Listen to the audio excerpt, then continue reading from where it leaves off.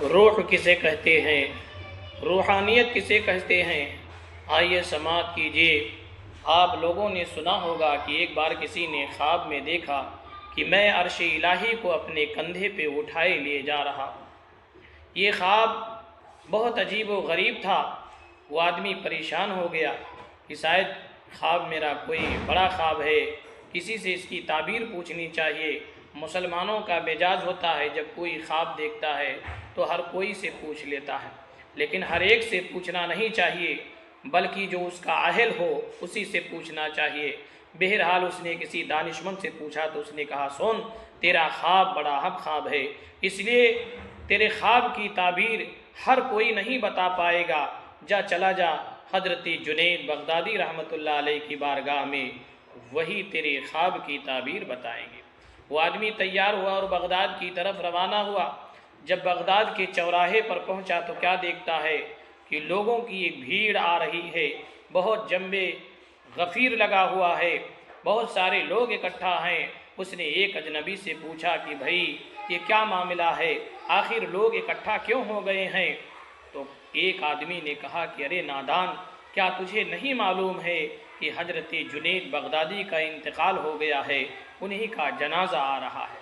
عزیزان گرامی، برادران اسلام، یہ سنتے ہی وہ آدمی کے آنکھوں میں آنسو آ گیا کہ اے جنید بغدادی رحمۃ اللہ علیہ، میں بہت امید لے کر آیا تھا، بہت دور دراز سے آیا تھا کہ آج میرے خواب کی تعبیر مل جائے گی، لیکن آپ تو دنیا سے ہی چلے گئے، اب میرے خواب کی تعبیر کون بتائے گا؟ چنانچہ پھر بھی اپنے دل کو سمجھایا کہ چلو کچھ بھی نہ سہی، لیکن کم سے کم اللہ کے ولی کے جنازے کا کندھا لگانے کا موقع تو مل گیا ہے۔ وہ آدمی بھیڑ بھاڑ کو چیرتے ہوئے بڑی مشکل سے پہنچا اور کندھا لگاتا ہے اور کہتا ہے کہ اے اللہ کے ولی، میں امید لے کے آیا تھا کہ آپ میرے خواب کی تعبیر بتا دو گے، لیکن اب میرے خواب کی تعبیر کون بتائے گا؟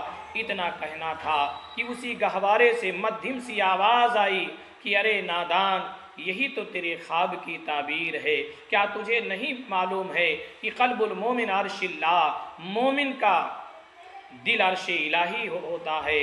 گویا تو جنازہ لیے نہیں جا رہا ہے بلکہ اپنے کندھے پر عرش الہی کو اٹھائے لیے جا رہا ہے۔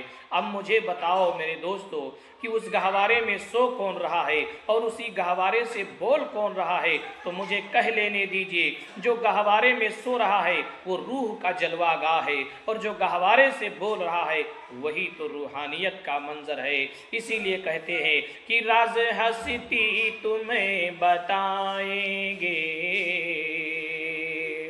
راز ہستی تمہیں بتائیں گے، راز ہستی تمہیں بتائیں گے، یہ فنا والے اور بقا والے، یہ فنا والے اور بقا والے